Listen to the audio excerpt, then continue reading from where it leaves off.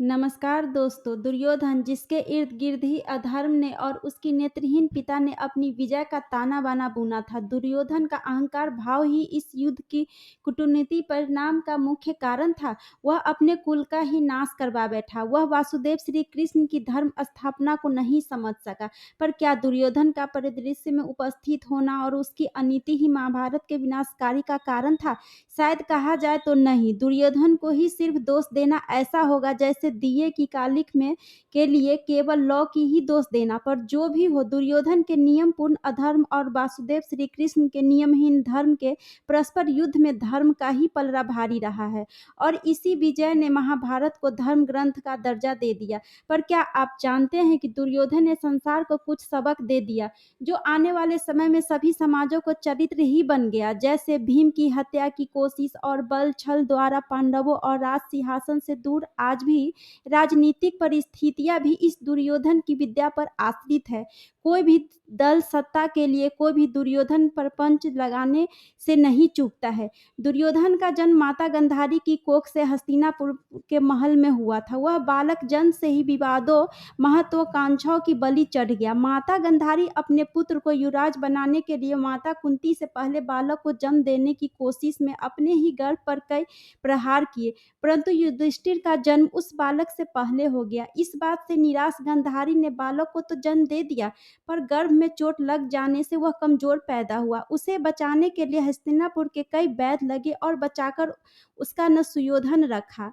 सुयोधन का अर्थ है आघातों से युद्ध करने वाला सुयोधन। पर पिता की राजगद्दी की महत्वाकांक्षा और मामा के हस्तिनापुर के विनाश के मंसूबों को विपरीत प्रभाव डाला। सुयोधन को इन पांचों पांडवों को देखकर क्रोध की भावना का अनुभव हुआ। वह मन ही मन पांडवों से घृणा करने लगा और जब उसे इस बात का पता चला कि युधिष्ठिर राजा बनने वाला है तो वह कुंठा से भर उठा, क्योंकि जिस राजगद्दी को वह बचपन से स्वयं ही सभापति समझ कर बैठा था उसे यह पांडव कैसे छीन सकता था। बस यही से सुयोधन से दुर्योधन का जन्म हुआ और पांडवों को अपने मामा शकुनी की सहायता से समाप्त करने की कोशिश शुरू कर दी। दुर्योधन को कलयुग का अवतार भी माना जाता है क्योंकि उसकी कलयुग में होने वाले सभी राजनीतिक हथकंडों को अपना रहा था। वह परम राजनीतिक और कूटनीतिज्ञ व्यक्ति था। वह संसार का महान योद्धा था। पर आप जानते हैं दुर्योधन लौट के समान कठोर था, पर उसका जंघा इतना कठोर नहीं था। पर युद्ध में जब भीम की पराजय होती दिख रही थी तब श्री कृष्ण ने भीम को दुर्योधन का जंघा तोड़ने की प्रतिज्ञा याद दिलाई। भीम ने युद्ध के नियमों के विपरीत दुर्योधन के जंघा पर प्रहार किया और वह भूमि पर गिर गया। पर जिन मर्यादाओं को दुर्योधन ने जीवन भर तोड़ा उन्हीं मर्यादाओं को तोड़कर दुर्योधन को मारा गया। इस पर अन्याय दुर्योधन को श्री कृष्ण ने समाप्त करवा दिया। पर जो विरासत दुर्योधन छोड़ गया था उसे स्वयं श्री कृष्ण भी समाप्त नहीं कर पाए।